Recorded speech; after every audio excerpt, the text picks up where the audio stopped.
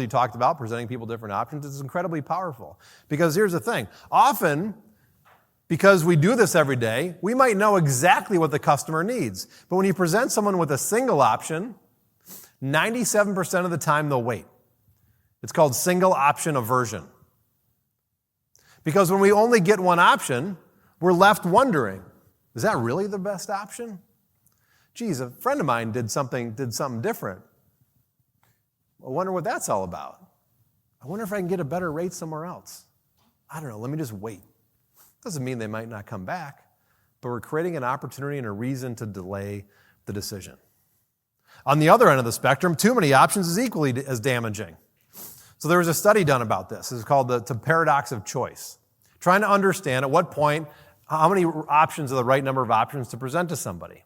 So here's the way they work. They're just assessing just the raw, simple way that people kind of look at options and make decisions. So it was in a supermarket, presenting people with a bunch of jars of jam, trying to figure out how to present it. So they walked in the first scenario, they walked in and were presented with a gigantic display of 64 different jars of jam. Every flavor you can possibly imagine is there. So whatever someone wants, we've got it. And this is an impressive display. 60% of the people that walked by stopped to check out this display of jam. But only 3% walked away with a single jar. In the next phase of the study, they narrowed it down to only 6 jars of jam. Not as quite as impressive a display. But in this case, 40% of the people stopped to take a look. And 30% walked away and bought a jar of jam. No difference in the flavors. No difference in the options that were available.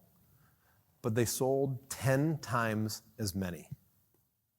See, our job is to help lead people and help them through their difficulty in making decisions and lead them to the right answers, but let them make the decisions themselves. Because the number one reason customers don't buy, in general, is just no decision. It's not about losing to a competitor or someone else. They just freeze. They don't know what to do, and they just pause. And the reason that in the old school way is like to try to pressure somebody and throw incentives at them or whatever it might be. But really, the reason people are pausing is because they're confused.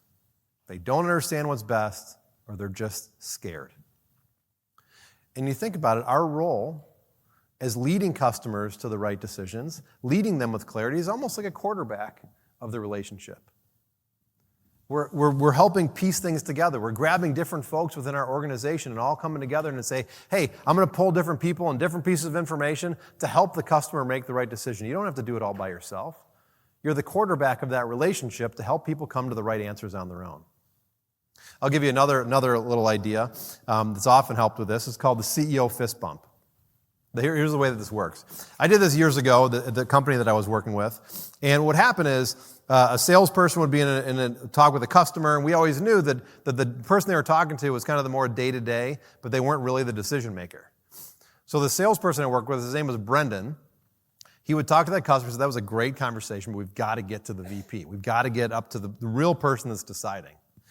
And so what he did is he told me, as the CEO, he said, hey, would you mind reaching out to this person? You reach out to that VP level person, that more senior person, and just send him a really simple, benign note. Hey, just touching base. I heard you talk to Brendan. We're here to take care of you, whatever you need. You're in good hands. Mary seems great, but I'm here if you need anything.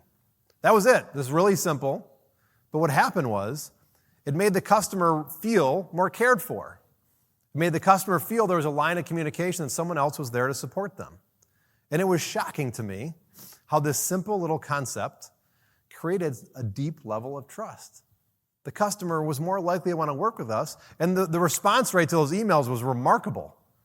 So if you think about within your organization, it doesn't have to be a CEO, it could be anybody to say, hey, I heard you had a great conversation with Mark the other day. Mark's great, you're in great hands, but hey, I'm here to support you. Think about the difference of the relationship that communicates compared to everyone else they're probably talking to. Leading with clarity is all about advising the customer, having the confidence to relinquish control, and being the quarterback of the relationship.